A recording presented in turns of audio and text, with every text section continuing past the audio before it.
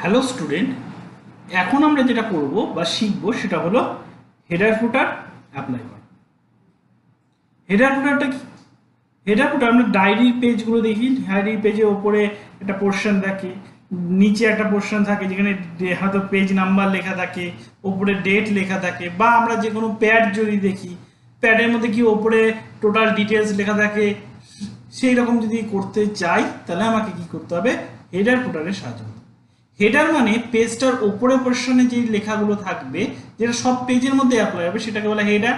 নিচের পোর্শনটা করে ফুটার। তো কি করব? এটার জন্য ফার্স্ট আমাকে একটা পেজ নিতে হবে, যে একটা সময় যত দেখা গেল তো তোমার ফাইলটার মধ্যে 10টা পেজ আছে, যে কোনো একটা পেজে অ্যাপ্লাই করলেই তোমার সবগুলো পেজে অ্যাপ্লাই হয়ে যাবে। কি করতে হবে? এখান থেকে ইনসার্ট ট্যাবে যাব।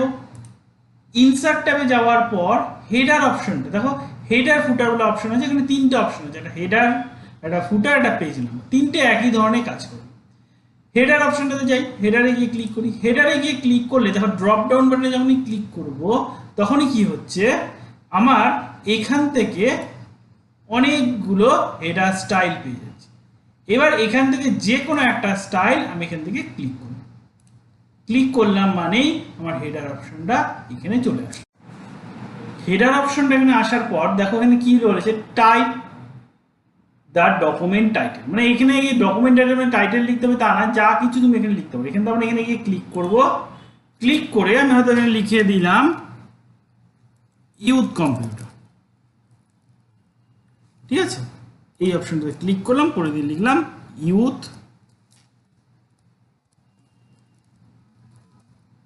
কম্পিউটার। আমি ধরো এইটুকু লিখলাম। এবার চাইলে এই লেখার সাইজটাকে তুমি বড় করে দিতে পারো। এখান থেকে একটু বাড়িয়ে দাও, সিলেক্ট করে নাও, লেখাটাকে একটু বাড়িয়ে দিচ্ছি, বোল্ড করে দাও। ইয়ার লেখা আছে, এখানে ক্লিক করো। ক্লিক করে এখান থেকে ইয়ার মানে টুডে করে দিলেই অটোমেটিক 2020 দেখাবে। দেখিয়ে দেওয়ার পরে দেখো ডিজাইন ট্যাব খুলে গেছে, হেডার ফুটার ডিজাইন ট্যাব। এখানে ক্লিক করবে, ক্লিক করে close header and footer. Close header and ফুটার করলে আমার হেডারটা দেখো অ্যাপ্লাই হবে। এবার তোমার যদি এখানে অনেকগুলো পেজ থাকে, এখানে ধরো আমার তো আর ডকুমেন্টসে পেজ নেই, আমি ব্ল্যাঙ্ক পেজ নিই না, দেখো আমার এই পেজেও চলে এসছে হেডার, এই পেজেও চলে এসছে। তার মানে যেই আমি একটা পেজে অ্যাপ্লাই করলেও সমস্ত পেজে চলে আসে। এবার যদি মনে হয় যে হেডারটা তোমার স্টাইলটা পছন্দ হচ্ছে, তাহলে আবার কি করবো? Insert tab. ইনসার্ট ট্যাব থেকে হেডার, হেডারে গিয়ে তুমি ধরো এটা না নিয়ে এটা নিতে পারো। এটাতে ক্লিক করি, অটোমেটিক দেখো লেখাটা চলে এসছে। আবার ডিজাইন ট্যাবে গিয়ে ক্লোজ হেডার। চাইলে তুমি লেখাটাকেও চেঞ্জ করতে পারবে। আমি লেখাটা চেঞ্জ করলাম না, তাহলে এখান থেকে ক্লোজ হেডার অ্যান্ড ফুটার। তার মানে আমার আগেরটা চেঞ্জ হয়ে এটা চলে আসবে, দুটো পেজেই চেঞ্জ হয়ে গেছে।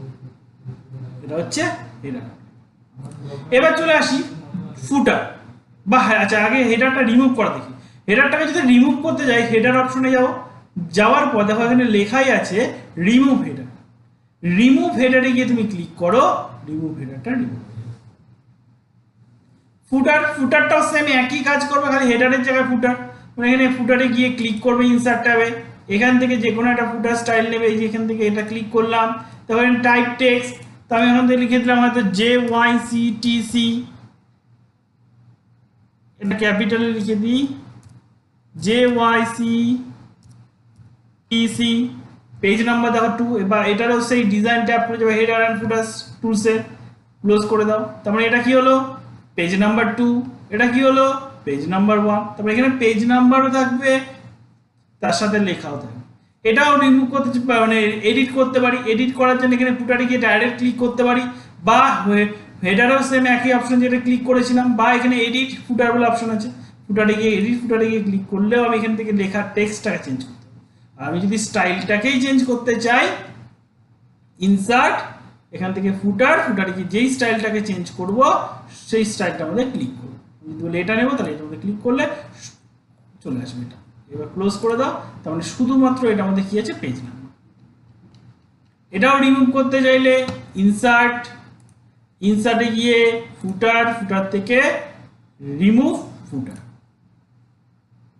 তাহলে ফুটারটা রিমুভ। সেম একই রকম, এই রকমই হেডার ফুটারের মতনই কাজ করে page number. Page number header ফুটারে যখন আমি টেক্সটও লিখতে পারি, পেজ নাম্বারও দিতে পারি। ফুটার শুধু পেজ নাম্বারটাতে শুধুমাত্র পেজ নাম্বারই আসবে, কোনো টেক্সট দেবো না, দিতে পারবো না। কি করবে, এখান থেকে পেজ নাম্বারে যাব, দেখো টপ পেজ বটম পেজ, মানে পেজ নাম্বারটা কোথায় থাকবে, ওপরে থাকবে না নিচে থাকবে, নাকি পেজের মার্জিনে থাকবে না কারেন্ট পজিশনে থাকবে, সেগুলো আছে। তাহলে আমি যদি টপ পেজ করি, তাহলে টপ পেজ সিলেক্ট করে এর মধ্যে অনেকগুলো অপশন, মানে অনেকগুলো স্টাইল পাবো, টপ পেজের অনেকগুলো স্টাইল, যেটা আমি দিতে চাই সেটা মধ্যে ক্লিক করবো। দেখো এবার ক্লোজ হেডার অ্যান্ড ফুটার, দেখো চলে আসে 2 এক। এটাকেও এডিট করতে চাই, যদি বলি অন্যটা নেব, তাহলে এখান থেকে টপের মধ্যে কি বললাম যে এটা নেব, তাহলে এটা চলে আসবে ক্লোজ হেডার অ্যান্ড ফুটার। তার মানে এখান থেকে পেজ নাম্বার হেডার ফুটারেরই কাজ করবে, খালি ওখানে হেডার ফুটারে আমি টেক্সটও লিখতে পারবো, চাই নাম্বারও নিতে পারবো, এখানে শুধুমাত্র নাম্বারটা লিখতে হবে, কোনো টেক্সট আসবে না। ভিডিওটি লাইক করো, শেয়ার করো, আর ভিডিও ক্লাসে অংশগ্রহণ করার জন্য ই শেখা চ্যানেলটিকে এক্ষুনি সাবস্ক্রাইব করে নাও।